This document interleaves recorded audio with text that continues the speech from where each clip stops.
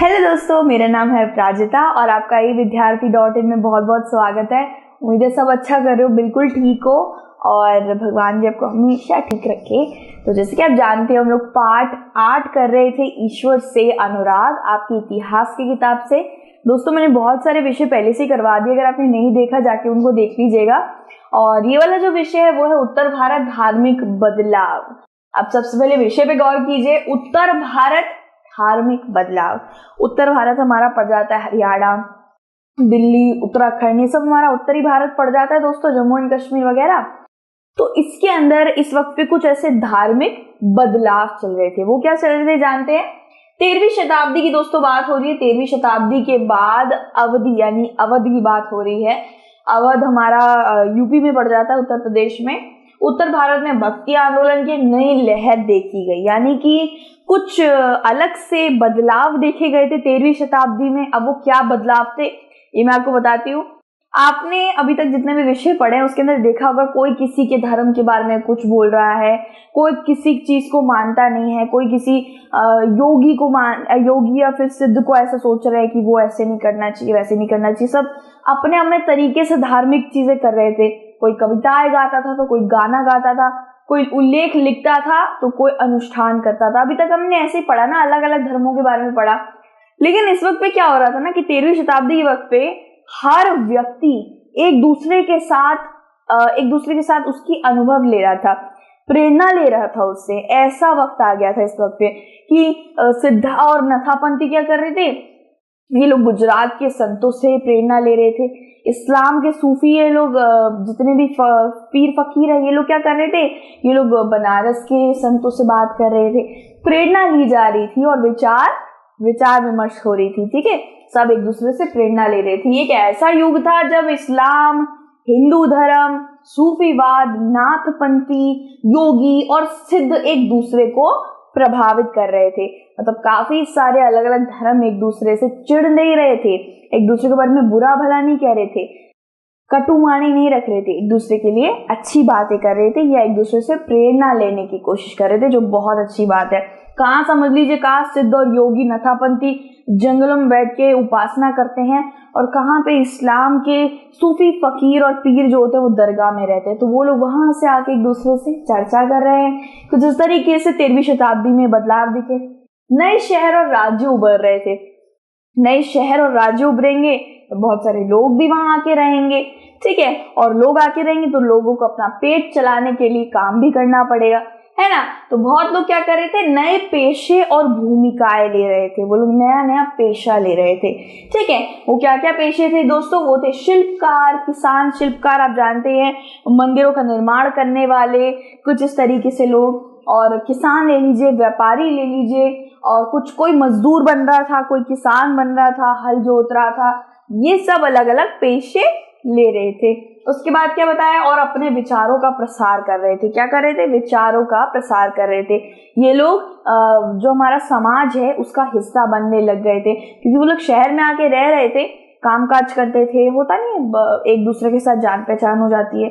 अच्छा, आपकी किराने की दुकान है? अच्छा, मैं किसान हूँ यहाँ पे। तो कुछ ऐसे ही करके एक छोटा समाज बनने लग गया था 13वीं शताब्दी में। ऐसे नहीं कह रही कि समाज था नहीं, लेकिन ऐसा समाज बन रहा था जिसमें हर तरीके का रंग, हर तरीके का धर्म आप देख सकते हैं। नाथपंथी से लेके इस्लाम फकीर तक हर कोई आप देख सकते थे।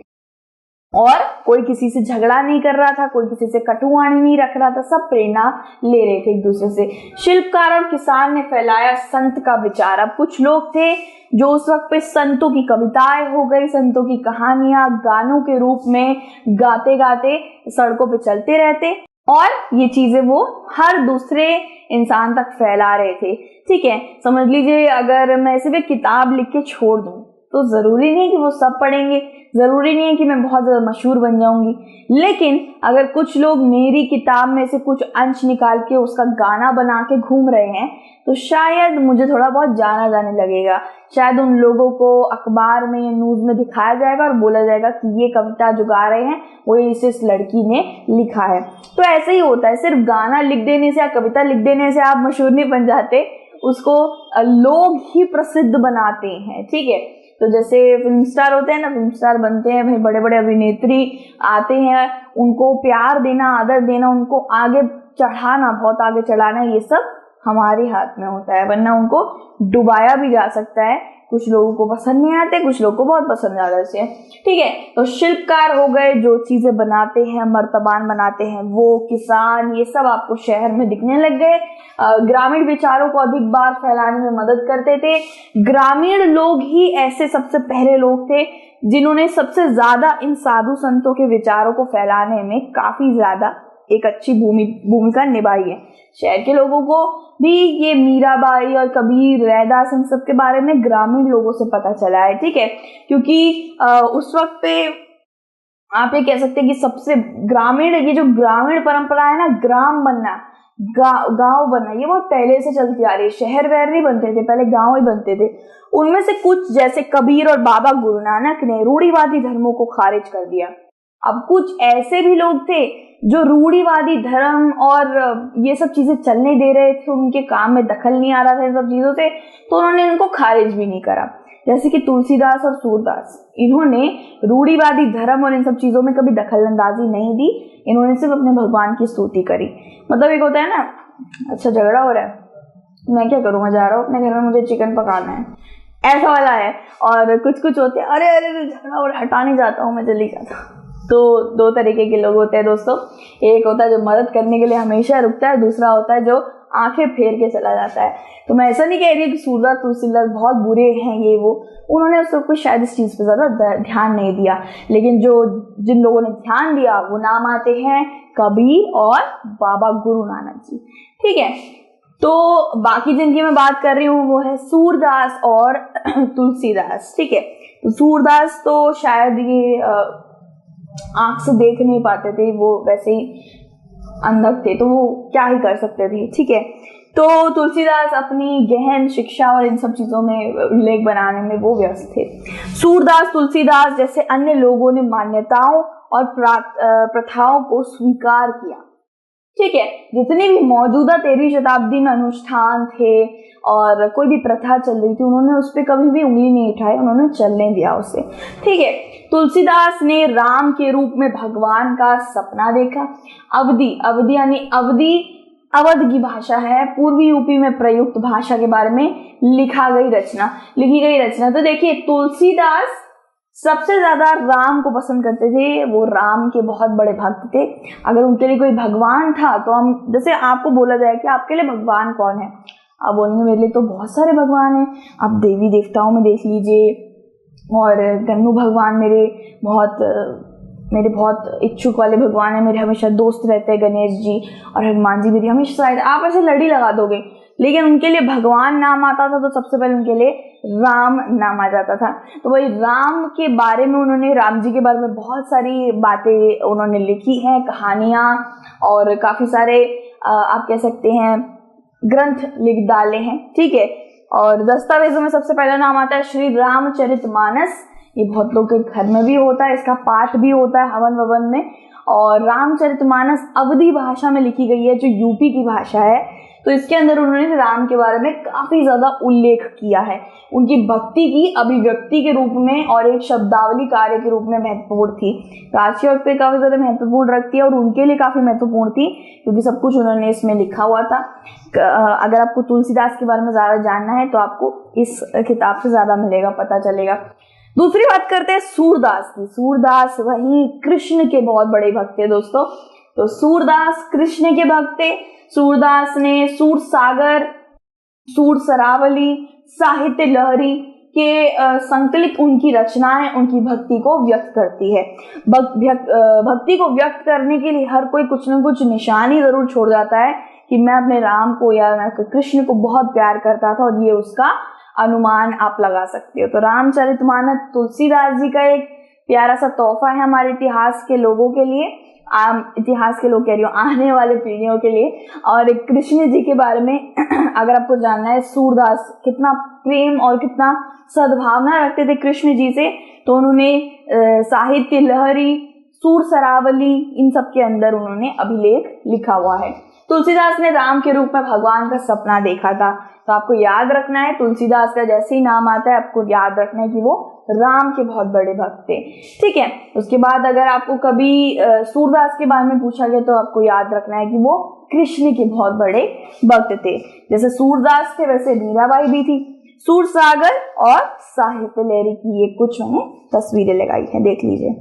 ठीक है दोस्तों, नेत्रहीन थे, ये आपको ये भी याद रखना है क्योंकि लिख सकते हैं आप कि वो नेत्रहीन थे। और तुलसीदास और सूरदास कुछ ऐसे लोग हैं जिन्होंने अनुष्ठान और कुछ जो प्रथाएं चली थी उनको स्वीकार कर लिया था। कबीर और बाबा गुरु नानक ने नहीं करा था। अगर मैं आपको बात करूं कि कैसी प्रथाएं, कैसे अनुष्ठान, तो वो अनुष्ठान होते ये 1100 रुपये डालो, ये भगवान को ये करो वो करो, और ये पथ यात्रा करो वगैरह वगैरह, और ये वर्ण प्रणाली बनाओ, लोगों को बांट दो धर्मों में, ये सब, इन सब की बात हो रही है। ठीक है, तो असम में शंकरादेव नाम के व्यक्ति थे 15वीं शताब्दी के वक्त में, उसके अंत में ले लीजिए, विष्णु के प्रति भक्त थे, बहुत बड़े भक्त थे विष्णु जी के। इन्होंने बहुत सारी कविताओं की रचना करी है, असमी नाटक लिखे हैं इन्होंने, असमी भाषा ज्यादा इस्तेमाल करी है। जिस क्षेत्र में ये रहे हैं उस चीज की भाषा सबसे ज्यादा इस्तेमाल करी है, यानी कि असमी। उसके बाद बहुत से नाटक को भी रचा इन्होंने। पाठ और प्रार्थना, इन्होंने एक नाम घर बनाया था, यानी कि एक छोटा सा घर बनाया था जिसको नाम घर नाम दिया था। इसके अंदर सारे लोग जो भी भगवान के प्रति श्रद्धा रखते हैं वो बैठकर भगवान का नाम जप सकते हैं, भगवान के बारे में बातचीत कर सकते हैं। और उनके जैसे कई घरों की स्थापना की दादू दयाल और रविदास ने। ठीक है, तो ऐसे बनते हैं दोस्तों, ऐसे बहुत से घर होते हैं जहाँ पे अगर आपको बहुत ही शांति से विलीन होकर आपको भगवान को याद करना है या नाम जपना है, तो उसके लिए बहुत से ऐसे जगह आपको मिल जाएंगे जो नाम घर के नाम से प्रसिद्ध हैं। वहाँ पे आप बैठ के भक्ति कर सकते हो। ठीक है, तो दादू दयाल और रविदास ने भी इसी तौर तरीके को आजमाया था, उन्होंने भी नाम घर बनवाए थे पाठ और प्रार्थना करने के लिए। कोई पाठ करना चाहते हैं आप भगवत गीता का, रामायणा का, गरुड़ पुराना का, कुछ भी करना चाहते हैं तो आप ऐसे नाम घर बने रहते हैं। मुझे नहीं पता और कितने नाम घर हैं, लेकिन ये मैंने तस्वीर लगा दी थी। तो आपको शायद यूपी में नाम घर काफी मिलेंगे, कुछ ऐसे जगहों पे जो तीर्थ के लिए काफी मशहूर हैं। उसके बाद ये मेरे लिए बहुत ही दिल के करीब है, मीराबाई। ठीक है, मीराबाई के बारे में बहुत सारे बच्चे पहले से ही जानते हैं दोस्तों। मीराबाई कोई ऐसे आम शख्सियत भी नहीं है और कोई ऐसी शख्सियत भी नहीं है जिसको हम जानते नहीं हैं। कहीं ना कहीं आपने पढ़ा ही होगा मीराबाई के बारे में कि मीरा गिरधर नागर की, गिरधर कृष्ण जी को बोला जाता है। प्रियसी बोले, भक्त बोले, क्या बोले समझ नहीं आता। कृष्ण जी, कभी कभार कृष्ण जी और कृष्ण राधा तो आप जानते हैं, तो कभी कभार मीराबाई को राधा जी से भी बोला जाता था कि वो उन्हीं के समान है। ठीक है, तो आप जानते हैं कृष्ण जी के कितनी सारी ऐसी भक्त रह चुकी है जो उनके लिए जान तक देने को राजी थी। उसमें से पहला नाम मीराबाई का ही आता है हमेशा। मीराबाई एक राजकुमारी थी, उनके मेवाड़ के एक राजा के साथ उनका ब्याह हुआ था, लेकिन वो हमेशा यही कहती फिरती थी कि नहीं, मेरा ब्याह, मेरा सब कुछ जो भी है मेरे पास वो सब मेरे कृष्ण का है, तो मैं उन्हीं के पास रहूंगी और उन्हीं बन के रह जाऊंगी। तो वो एक संत बन गई थी। ठीक है, हर गंदी चीज जो भी होती है, हम लोग आज के वक्त पे मांसाहारी खाना खाते हैं और भाई टीवी देखे बिना, शिनचैन देखे बिना और कुछ भी कर लीजिए, मतलब फोन देखे बिना नहीं रह पाते ना। वो संत बन चुकी थी, अपना ये वीणा बजाती रहती और कृष्ण के गाने गाती रहती। ठीक है, तो वह एक राजपूत राजकुमारी थी जिसका विवाह 16वीं शताब्दी में मेवाड़ के एक शाही परिवार में हुआ था। उनके पति का नाम राजा भोज था। उनके पति काफी अच्छे थे, ऐसा मैंने काफी पढ़ा था इसके बारे में कि उनके पति काफी अच्छे थे। ऐसा बोला जाता है कि पति ने ही जहर देने की कोशिश करी थी, पर ऐसा नहीं था। क्या होता था ना दोस्तों कि मीराबाई को कभी भी कोई नुकसान पहुंचाने की कोशिश करता था ना, बहुत लोग जलते थे मीराबाई से, सौंदर्य से भी है, कभी कभी वो इतना ज्यादा कृष्ण की भक्ति में लीन हो जाती थी, इस वजह से भी जलते थे। जलते तो है यार, हर कोई जल जाता है, मैं क्या करूं। मेरा ही ऐसा था यार, विद्यालय में मैं सबसे चुप चुप रहती थी, शांत रहती थी, तो लड़कियां मेरे से दोस्ती नहीं करती थी और कहती थी कि तुम में बहुत ज़्यादा एटीट्यूड दिखता है, हमें तुम बहुत ज़्यादा अकड़ू लगती हो। मैंने फिर उनसे बात करी, उन्होंने बोला यार तू तू जैसे बात करती है, तू लगता ही नहीं है तेरे में इतना अकड़ होगा।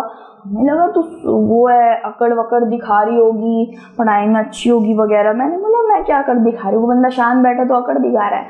तो किसी मतलब होता नहीं है, जलने वाले की कतार कम नहीं होती, कहीं से भी आ जाते हैं वो लोग। लेकिन सामने वाला, कहते हैं ना कुत्ते जितने भी हाथी पे भौंकते हैं, हाथी शांत रहता है। तो आपके लिए एक छोटा सा बता दिया मैंने आपको, कोई भी आपको बुरा बोलने की कोशिश करे, चिढ़ाने की कोशिश करे, चीढ़ने का नहीं, बिल्कुल ऐसे चल जाने का जैसे कि आप हाथी और वो कुत्ता है ना। तो ये मेरी तरफ से एक छोटा सा एडवाइस रहा है आपके लिए, ठीक है।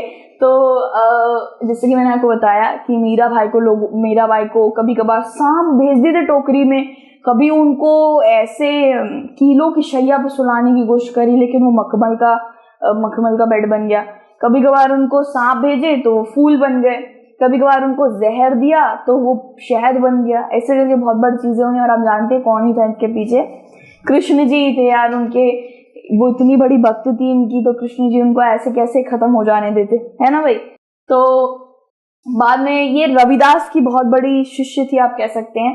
रविदास को अछूत माना जाता था। और जैसे ये राजपूत महारानी थी और उसके बाद रविदास के साथ हो गई, तो इनको भी अछूत कहने लग गए थे, ठीक है।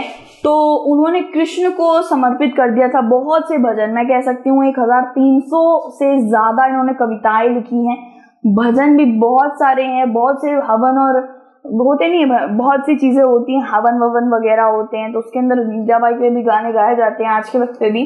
उनके गीत में ने खुले तौर पर उच्च जाति के मानदंडों को चुनौती दी और राजस्थान और गुजरात में लोकप्रिय हो गए।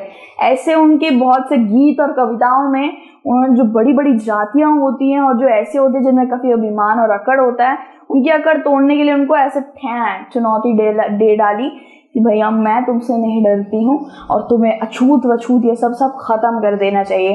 तो जिसकी मैं बात कर रही थी वो थे राजा भोज इनके पति थे, इनकी शादी हुई थी इनके साथ और ये इनका काफी साथ देते थे, काफी अच्छे पति थे।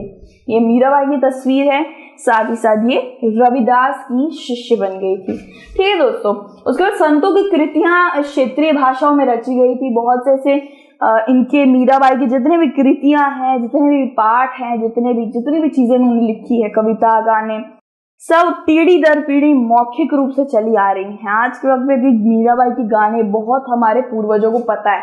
हमें तो पता है जस्टिन बीबर के गाने, और हमें पता है 52 गज का दामन पैर मटक चलूंगी, बस हमें ये पता है। मीराबाई के गाने और रविदास और रैदास की कविताएं, सच में ये बात सच है, बुरा मत मानना, लेकिन ये बात सच है और आप भी मानोगे शायद, ठीक है।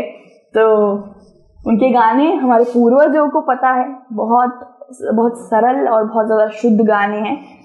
संस्कृत भाषा में भी है, कुछ उनको ट्रांसलेट कर दिया गया है और बहुत से हिंदी अवधी भाषा में है। बहुत सरल थे, ठीक है, जो आज की पीढ़ी दर पीढ़ी जान सकती है। लेकिन जो हमारे इन पीढ़ी दर पीढ़ी की बात हो रही है ना, ये हमारे पापा मम्मी, उनके दादा दादी, उनको याद है मीराबाई का, हमको याद नहीं है, ठीक है। तो कभी कभार होता था कि बहुत से इनके भक्त इनके गाने गाते थे और कभी कभार अपने दुख और चीजें भी उसमें जोड़ देते थे गानों में, तो गाना थोड़ा अलग सा बन जाता था। कई गरीब व्युत्पन्न समुदाय और महिलाएं इन गीतों को गाती थी। बहुत से नीची जाति के और अछूत लोग इनकी ज्यादा प्रेरणा लेते थे, इनके ज्यादा समर्थक थे, क्योंकि हमेशा उनके लिए लड़ी हैं, उनके लिए ही जी हैं और अपने अनुभव भी जोड़ दिया करते थे जब वो ये गाया करते थे, ठीक है। इस प्रकार कई गीत संतों की रचनाएं हैं जो हमारी संस्कृत का जीता जागता एक हिस्सा बन गई है, ठीक है। हम भले आज के वक्त मीराबाई के बारे में इतना जानते नहीं है, लेकिन इतिहास ने उनको बेशक याद रखा है, ठीक है।